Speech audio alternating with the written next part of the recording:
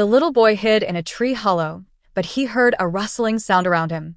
He looked up and saw a venomous snake coiled above his head. He quickly covered his mouth. No matter what, he couldn't make a sound, even if the snake bit him. Not far away, 3 Nazi soldiers were eating by the river. To the boy, the Nazis were far more terrifying than the venomous snake. Just a day ago, these Nazi soldiers had burned down his home, and he was the only one in the entire village who managed to escape. The 6-year-old Sergey climbed over the fence and ran through the grass, embarking on his journey of escape alone. But in the vast forest, he got lost. All he could do was cry out for his mother while wandering aimlessly forward. After walking for a long time, his shoes wore out, so Sergey had to use pieces of bark he found as replacements. When he was hungry, he ate wild blueberries in the forest, and when he was thirsty, he opened his mouth to catch rainwater. Whenever he encountered wild animals, the brave Sergey would pick up branches to arm himself. But even so, prolonged malnutrition caused Sergey to lose consciousness. Fortunately, a Soviet scout discovered him just in time and brought him back to the military camp. Seeing the bruised and battered little boy, everyone felt deep sympathy for him. The commander asked for his name, and after answering, Sergey politely stood up and shook his hand. A soldier then asked Sergey where his parents were. Upon hearing those words, Sergey could no longer hold back his emotions. Everyone took the battered Sergey to a field hospital. There, with his naturally lively personality, Sergey quickly bonded with everyone. His presence made the soldiers, far from home, feel as if they had found a reflection of their own children. Nurse Katya, in particular, treated him like her own son. One day, the commander came to visit Sergey.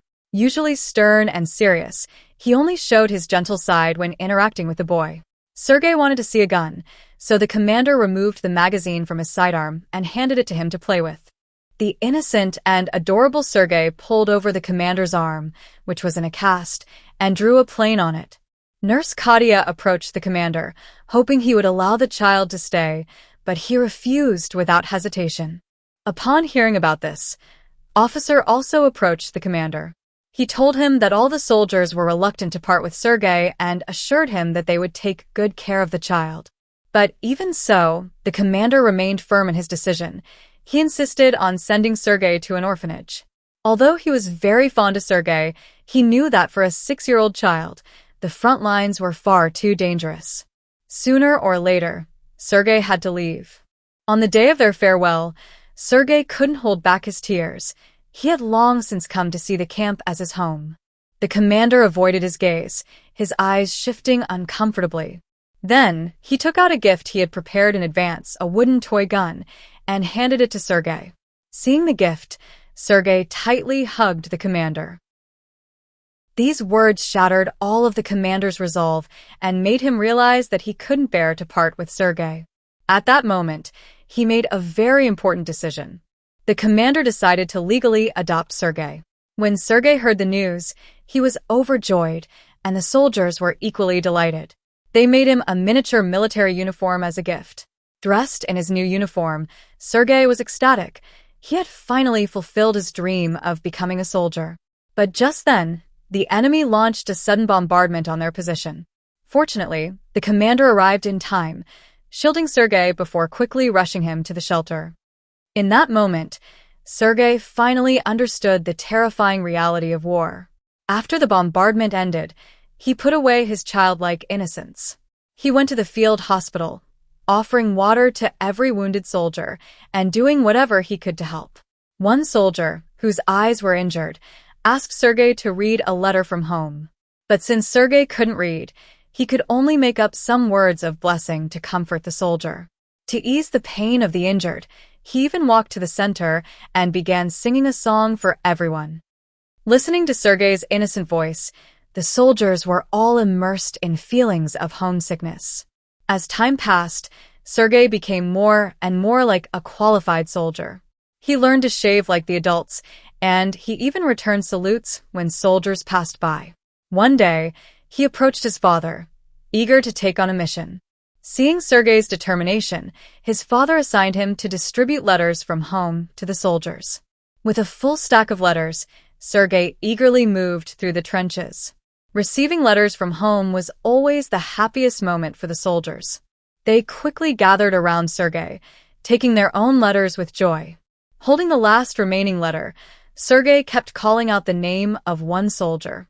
But just then, soldier stopped him and told him that the soldier had already fallen in battle. Upon hearing the news, Sergey took off his cap, saluted, and silently turned to walk out of the trench. That day, holding a pair of binoculars given to him by a soldier, Sergey was earnestly observing the battlefield when he spotted a moving shoe in a pile of grass. He quickly ran back to the camp to report what he had found. The soldiers, unable to argue with Sergey's insistence, followed him to check it out. Although they were skeptical, the soldiers remained cautious. They set fire to the grass pile and prepared to wait. Unexpectedly, 2 Nazi soldiers were indeed flushed out by the smoke. The soldiers quickly subdued them, and at that moment, Sergey returned, dragging a radio with him. Having made a significant contribution, Sergey said nothing about it and continued with his usual duties. Upon hearing of this, his father was deeply impressed by Sergey's humility. But the peaceful and calm days didn't last long, as the enemy soon launched a full-scale assault. This 6-year-old boy was carrying a heavy box of ammunition, moving through the Soviet trenches. The soldiers receiving the supplies were very grateful to Sergey, but they still shouted at him, telling him he shouldn't be there. They ordered Sergey to leave the front lines immediately. When Sergey returned to the command post, he learned that the enemy had severed the telephone lines, causing the communication equipment to fail. Seeing his father in a state of utter frustration, Sergey decided to fix the problem.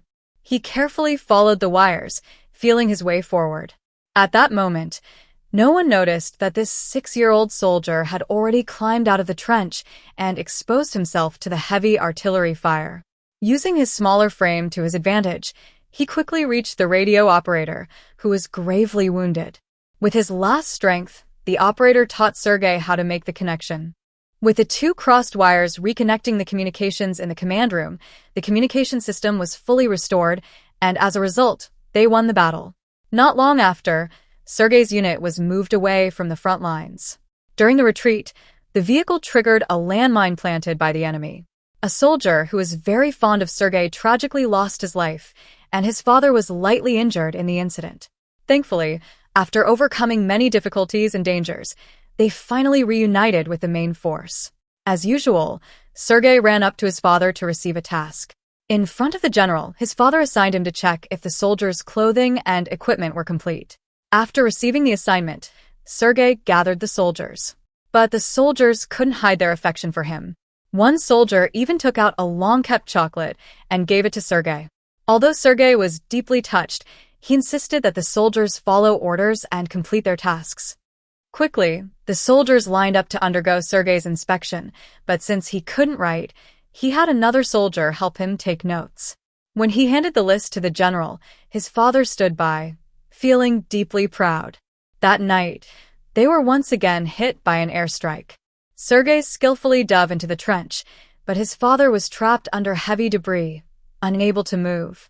Sergey used all his strength, but still couldn't move the debris. Fortunately, he quickly found the soldiers, and they were able to rescue his father. Finally, the war ended. Sergey, along with the soldiers, left the battlefield and the smoke of war behind. This is a true story. The real-life person who inspired the movie was Sergey Aleshkov. In 1945, at just 6 years old, Sergey was awarded a combat medal by a general in front of a crowd. Later, he was sent to a military school for his studies. After graduating in 1954, Sergey switched to studying law and went on to become a district prosecutor. On February 1, 1990, Sergey passed away at the age of 52 due to a sudden heart attack. This film portrays war from a child's perspective, which makes it seem less brutal and bloody, but in reality, war is always dark. Children should never belong to war, and no one should belong to war. May the world know peace, and may every child grow up safe and happy. That's the story for today.